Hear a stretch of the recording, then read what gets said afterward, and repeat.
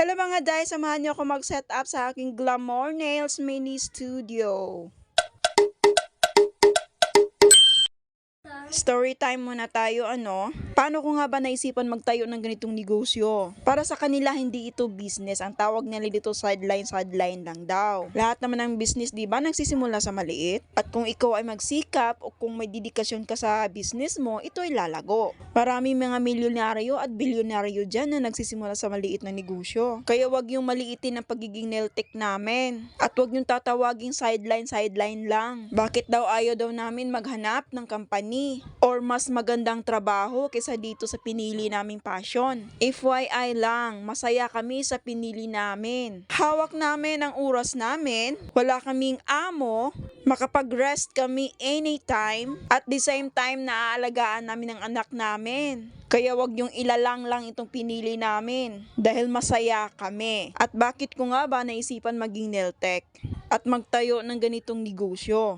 High school pa lang ako, ito na talaga ang pangarap ko. Noong una, nangarap akong maging teacher. Dahil noong high school, marami na akong batang naalagaan, mga anak ng pinsan ko. At doon ko napagtanto na talagang hindi pwede akong maging teacher dahil maiksi lang ang pasensya ko. Kaya ang gusto ko at ang yung pinapangarap ko noon ay magkaroon ng sariling salon. Dahil noong high school, maarte na talaga ako. At marami din ako naging kaibigan mga bakla noong high school pa ako. Kaya doon din ako na-influence na nangarap na magkaroon ng sariling salon. Naalala ko pa nga noon, yung nasa Surigao pa lang ako, nagtatrabaho ako sa pinsan ko, may anak na ako isa noon. First time kong magpa-reband ng buhok. Instead na pupunta ako sa salon para magpa-reband, ako mismo nag-reband sa sarili ko. Inabot ako ng 8 oras para matapos lang yung pag-reband ko sa sarili ko. At tuwang-tuwa ako sa result, pati nga yung pinsan ko hindi makapaniwala na ako nag-reband ng sarili ko. Kaya mula noon, ako lang nag-reband ng buhok ko.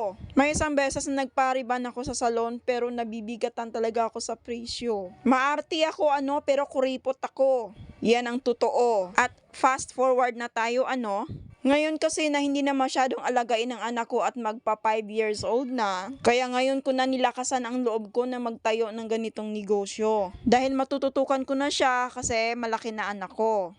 At super thankful ako sa fiancé ko dahil fully support siya sa pangarap ko. At sobra-sobra din ang pagpapasalamat ko sa Diyos dahil binigay niya ang taong makafulfill sa mga pangarap ko. At sa sister ko na fully support din sa akin mula pa noon. Ilang beses man akong nadapa, andyan siya para tulungan ako para makabangon. Kaya sobrang laki ang utang na loob ko dito sa kapatid ko.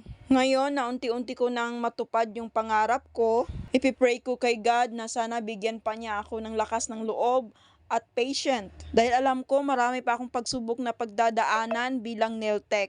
Alam na mga nail tech yan. Dahil sa love at support ng pamilya ko at ng fiancé ko, lalakasan ko ang loob ko. Dahil itong pangarap ko ay para din naman sa pamilya ko, lalo-lalo na sa mga anak ko.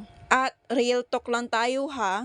At alam ko marami din na nakaka-experience nito. At hindi talaga ito maiiwasan. Karamihan sa pamilya at mga kaibigan natin ay hindi believe sa atin when it comes pagdating sa negosyo. Buti pa ibang tao ma-appreciate yung gawa natin. Maraming ganyan. Totoo yan. Kaya sa mga nail tech, Lavern lang yan, Lavern. Para sa pangarap at para sa pamilya. At anyway, halos kompleto na kasi yung gamit ko. Kaya start sa March 8, magtatanggap na ako ng client. At may pa-opening promo tayo sa soft gel extension na full set na nagkakahalaga ng 400 pesos ay 50% off. Ibig sabihin, 200 pesos na lang ang babayaran mo. Promo runs March 8 hanggang March 22.